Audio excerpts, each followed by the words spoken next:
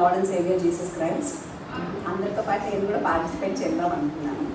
So like ఇప్పటివరకు చెప్పిన వాళ్ళు అందరూ చెప్పారు ఫ్రీ విల్ అని. అంటే దేవుడు మనందరికీ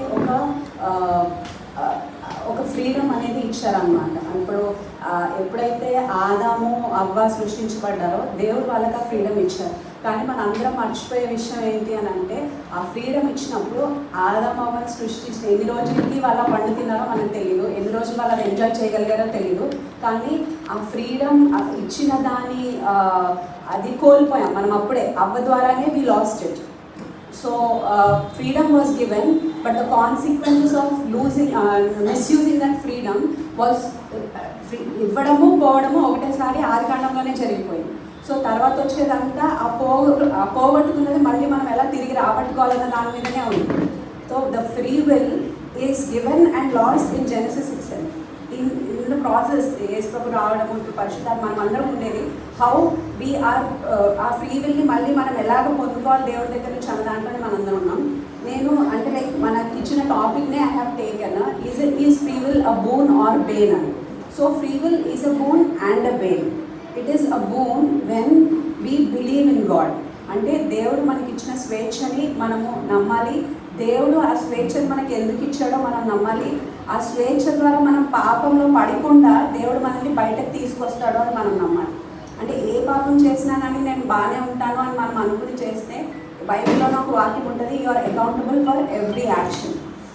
so it is a boon when you believe in God and when you believe why that free will was when you believe that the free will was given to you to glorify God. దేవుడు నీకు ఇచ్చిన స్వేచ్ఛ దేవుడిని మహిమపరచడం కోసమే అని మనం ఎప్పుడైతే నమ్ముతామో అది మనకి ఒక వరం అవుతుంది.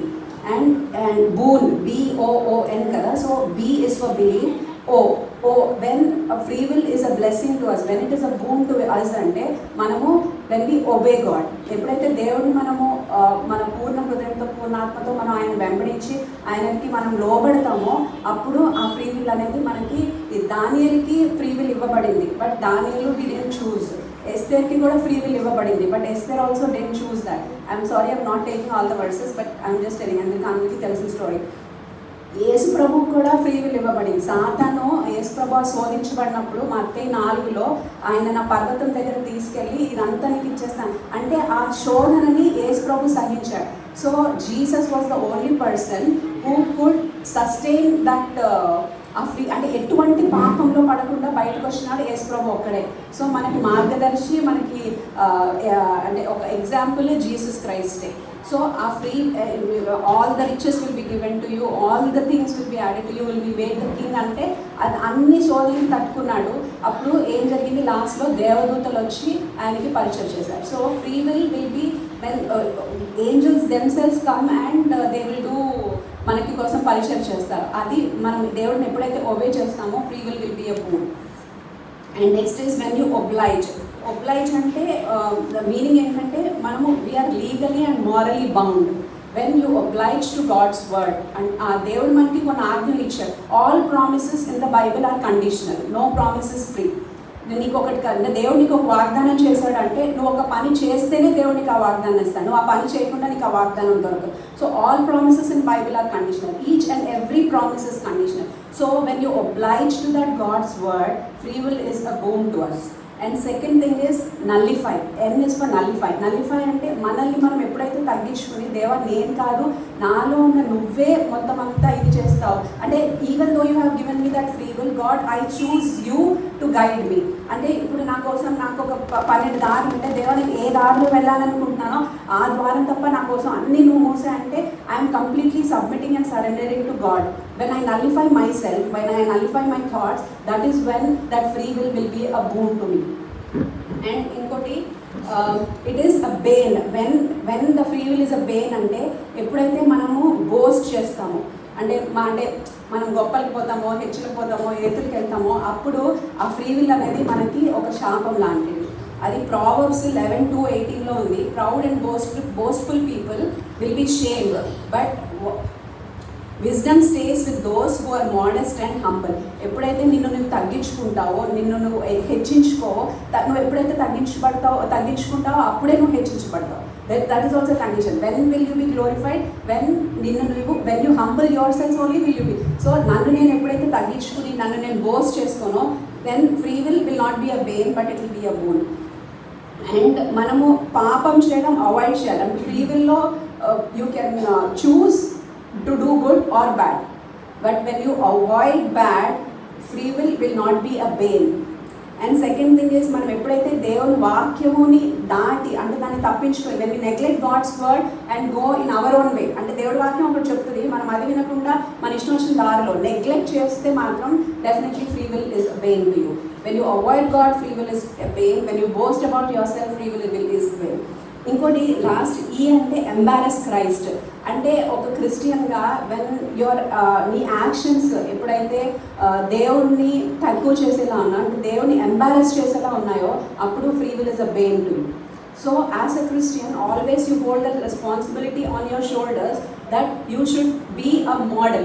Yesu Prabhu ఎలా అయితే మనకు మాదిరిగా ఉన్నాడో, every second we also try to be a model like Jesus.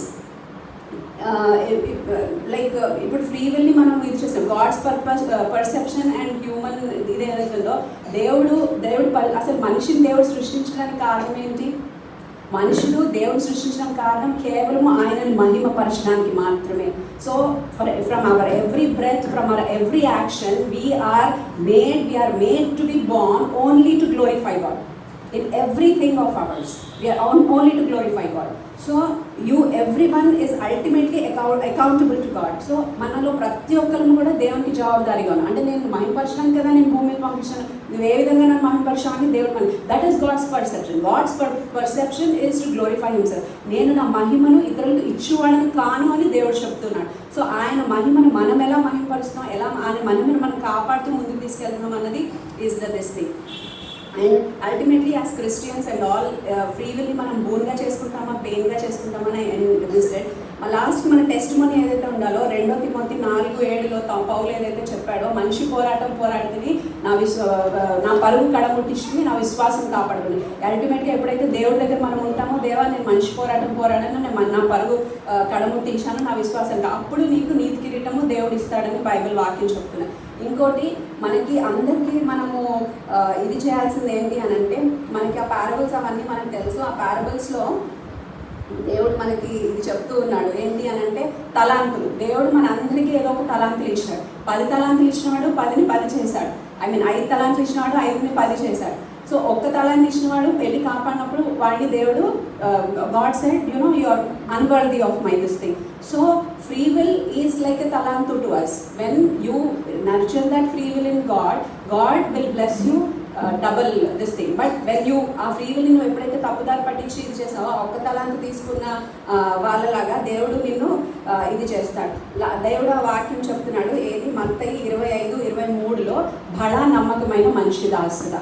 So మనందరి సాక్ష్యం ఏంటంటే, దేవా నువ్వు నాకు ఫ్రీ విల్ ఇచ్చావు, కానీ నేను ఆ ఫ్రీ విల్ని కేవలం నీ మహిమ కోసమే వాడాను. అందుకనే దేవుడి నుంచి బలా నమ్మకమైన మనిషి దాసుడా అనే మాట వినడానికి నేనైతే తప్పిస్తున్నాను. మనందరి తప్పని కూడా అదే ఉండాలని ఆశపడుతున్నాను. Thank you.